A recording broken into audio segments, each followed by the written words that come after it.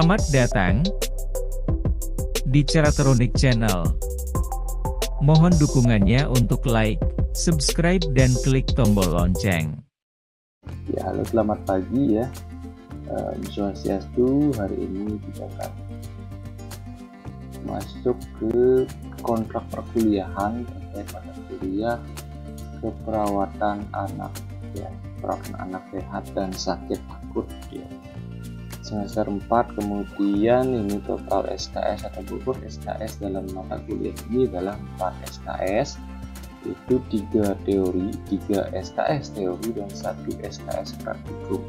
Nah, pengertian 1 SKS itu artinya adalah belajar 170 menit per 16 kali pertemuan atau 19 minggu ya, dalam 1 minggu itu 1 SKS nya itu 170 menit. Nah, kalau bentuknya teori itu adalah tinggal dikali bahwa tatap muka itu 50 menit per 1 SKS nya, kemudian 60 menit pembuatan tugas ya, atau ada tugas terstruktur dari mahasiswa, kemudian 60 menit mahasiswa belajar mandiri. Jadi kalau ini 3 SKS teori, berarti tatap muka kuliah 1 minggu itu adalah tinggal 50 dikali 3, jadi 150 menit. Kemudian ada jadi 3 dikali 60 itu 180 menit untuk pembuatan tugas dan 180 menit dalam 1 minggu untuk kalian belajar mandiri. Itu artinya 3 SKS. Kemudian kalau praktikum itu berbeda lagi artinya ya. Kalau praktikum maka 1 SKS praktikum itu adalah hitungannya 170 menit. Jadi tinggal kalau 1 SKS ya berarti 170 menit 1 minggu kalian praktek di lab ya. Nah, itu pemahamannya. Kemudian tim ngajarnya itu ada 2 orang, jadi saya dan Pak Heri selaku koordinator mata kuliah ya. Nah, saya menyampaikan kontrak perkuliahan hari ini karena kebetulan untuk materi itu pertama kali saya yang mau mengisi materi adalah saya, nanti setelah UTS baru menjadi Pak Heri yang mengisi.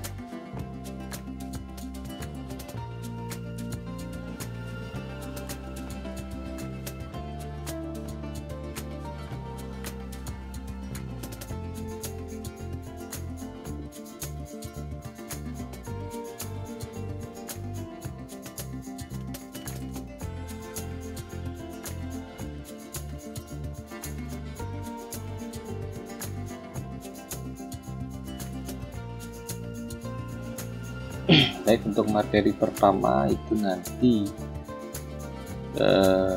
itu terkait dengan mahasiswa mampu memahami konsep perspektif keperawatan anak dalam konteks keluarga ya. Nanti akan diajarkan terkait konsep mortality, morbidity, kemudian filosofi keperawatan anak ya, FCC, family center care, kemudian automatic care, kemudian konsep peran perawat anak dan tren isu terkait dengan keperawatan anak. Nah, ini TM-nya adalah 3 kali 50 menit atau 150 menit ya. Jadi sekitar 2 jam 30 menit ya. Kemudian bentuk perkuliahannya nanti kemungkinan online nanti, karena ini Pak Heri yang mengajar ya, silahkan dihubungi Pak Heri. Kemudian pengalaman belajar, nah tugasnya itu terkait dengan buat makalah dan PPT sesuai dengan materi atau bahan kajian ya. Nah kemudian di minggu kedua hari Jumat ya, ini tanggalnya seperti ini ya. Minggu kedua itu memberikan simulasi pendidikan kesehatan kepada anak keluarga sebagai upaya pencegahan kriminal. Jadi ini adalah bahan kajiannya ya. Atau materinya mengenai tentang konsep tumbuh kembang ya. Konsep pola dan prinsip tumbuh kembang, faktor-faktor dan pengaruh tumbuh kembang anak berdasarkan tingkat usia ya. Psikologi, psikososial ya. Nah ini juga. Kemudian ini juga diajar oleh Pak Heri ya. Nah ini penugasannya seperti ini, buat tugas mandiri dan buat poster gitu. Kemudian membuat PPT ya, ini juga makalah dan PPT. Nanti lebih detail akan dijelaskan ketika setelah perkuliahan ya, untuk tugas mandirinya.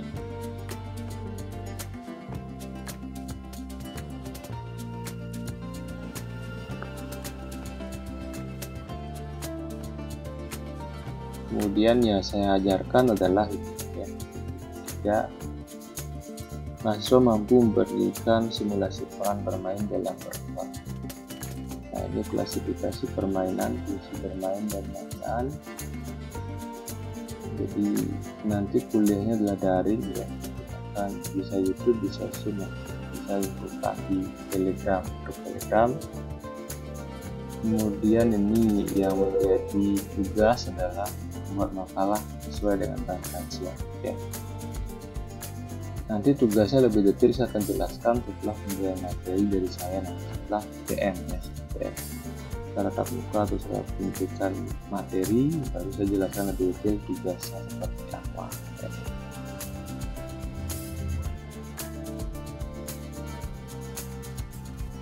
Kemudian selanjutnya juga saya ya, pertemuan keempat itu juga saya. Nah materinya sesuai dengan ini nanti saya, cuma pertemuan di awal itu saya mulai dari materi ini nanti ya, materi yang satu ini. Nah itu bisa deh, setelah itu baru pertemuan selanjutnya materi saya adalah ini ya. Nanti penugasnya juga sama saya berikan setelah perkuliahan ya, ini materi saya ya. Jadi nanti ketika menghubungi saya, walaupun nanti pertama bertemu dengan saya, tapi yang perkuliahan pertama itu saya yang isi, jadi tetap materinya adalah yang poin ini atau pertemuan ketiga ini ya. Nanti yang setelah saya habis baru ke Pak Heri.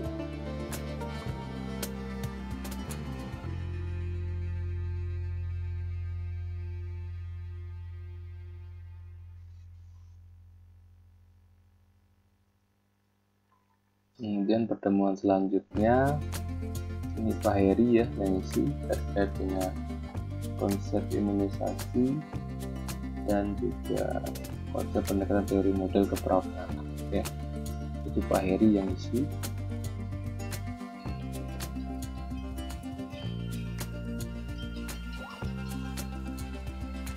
Kemudian materi saya itu, nah ini juga Pak Heri ya. Silakan dibaca nanti ya, saya share di Telegram nanti. Kemudian Pak Budi saya ini juga ya, yang materi selanjutnya. Nah ini ketiga dengan saya terkait dengan konsep asuhan kepada anak dengan obesitas ya. Nah ini saya ngisi, nanti juga ada tugas setelah menyampaikan materi. Kemudian nanti UTS itu karena pembagian saya di awal 7 kali pertemuan, nanti saya akan memberikan UTS ya, kemudian selanjutnya baru Pak Heri.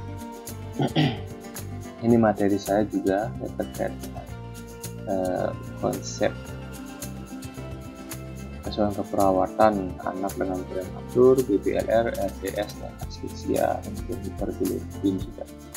Itu juga ada tugas makalah yang harus dibuat oleh mahasiswa. Kemudian ini ya untuk yang selanjutnya tentang aspek respiratori ya, tentang aspek deskriptif dan aspek neurologi dan integumen. Ini juga saya ngisi. Kemudian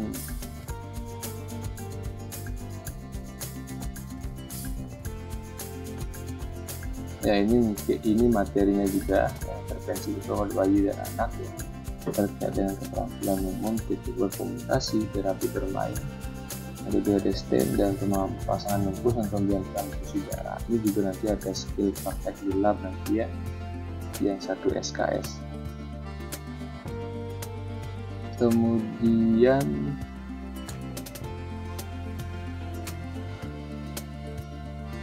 keterampilan khusus ya, nah ini juga program bayi baru lahir, nah itu juga ada nanti ini ya, Pak Heri yang isi. Kemudian ini juga saya ya, yang terkait dengan anticipatory guidance pada infan remaja, hal promotion pada infan dan remaja. Nah, ini juga nanti ada tugasnya. Jadi setiap ini ada tugas ya, karena memang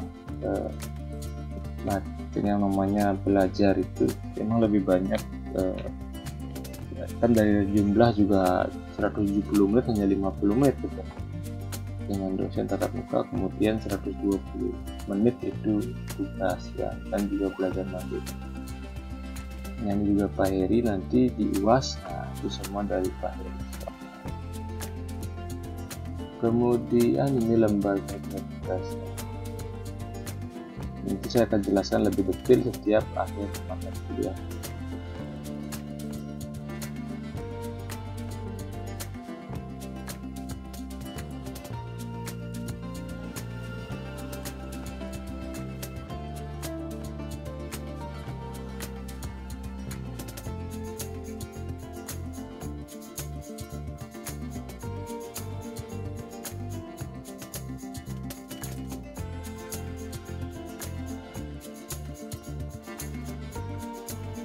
Dan ini tugas-tugasnya bisa dibaca dan akan saya lebih jelaskan lebih detail setelah materi saya nanti ya.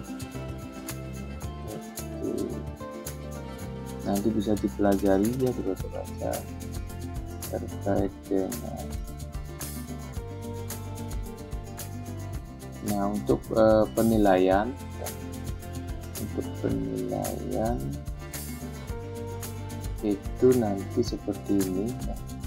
Ada tugas dan kuis itu totalnya 40% dan UTS 30%, kemudian UAS 30%, sehingga total yang nilai itu adalah 90%. Baik, mungkin itu saja terkait dengan perkuliahan hari ini ya. Nanti kalau ada pertanyaan silakan di grup Telegram, di chat ya, atau bisa juga di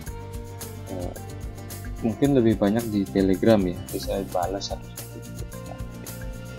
Nah, ini karena YouTube dia bisa ditonton kapanpun, dimanapun. Nanti kalian mungkin nggak paham bisa diputar ulang lagi. Dan RPS saya akan share di di Telegram ya.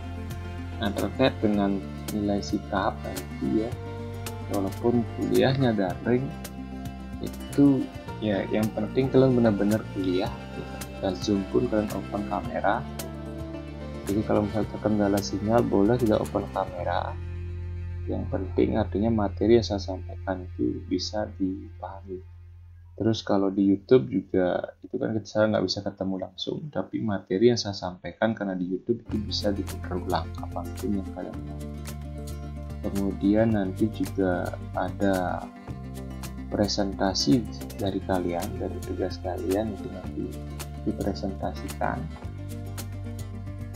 Kemudian nanti ada praktek ya, cuma di sini belum jelas mungkin prakteknya kapan, tanggal-tanggalnya dan apa saja yang dipraktekkan ya, nanti akan disampaikan lebih detail lagi, mungkin saya yang menyampaikan atau Pak Heri ya. Baik, mungkin itu saja dari saya ya. Saya ucapkan terima kasih telah mengikuti proses kontrak perkuliahan hari ini. Jadi nanti lebih lengkapnya kalau ada yang tanyakan silakan nanti di grup Telegram ya. Baik, sekian dari saya, sampai berjumpa lagi nanti di pertemuan. Terima kasih.